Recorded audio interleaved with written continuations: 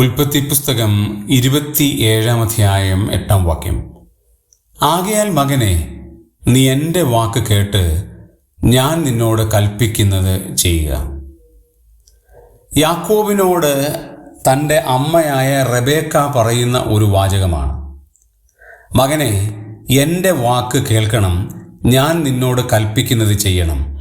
ഏശാവിൽ നിന്ന് ജ്യേഷ്ഠാവകാശവും അനുഗ്രഹവും വാങ്ങിക്കുവാൻ തന്ത്രപൂർവം യാക്കോബിന് മനസ്സ് മാറ്റിയതിൻ്റെ പിൻപിൽ റബേക്കയ്ക്ക് അമൂല്യമായൊരു പങ്കുണ്ട്.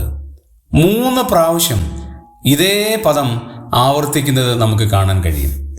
13-ാം വചനത്തിലേക്ക് വരുമ്പോഴും അവിടെ പറയുകയാണ്, അവൻ്റെ അമ്മ അവനോട്, മകനെ, നിന്റെ ശാപം എൻ്റെ മേൽ വരട്ടെ, എൻ്റെ വാക്ക് മാത്രം കേൾക്കുക, പോയി കൊണ്ടുപോവാ എന്ന് പറയുന്നു. എൻ്റെ വാക്ക് മാത്രം കേൾക്കുക.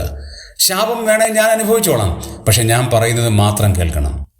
അതേ അധ്യായം 43-ാമത്തെ വാക്യത്തിലേക്ക് വരുമ്പോഴും, ആകയാൽ മകനെ, എൻ്റെ വാക്ക് കേൾക്കുക, നീ എഴുന്നേറ്റ് ഹാരാനിൽ എൻ്റെ സഹോദരനായ ലാവാൻ്റെ അടുക്കിലേക്ക് ഓടിപ്പോവുക.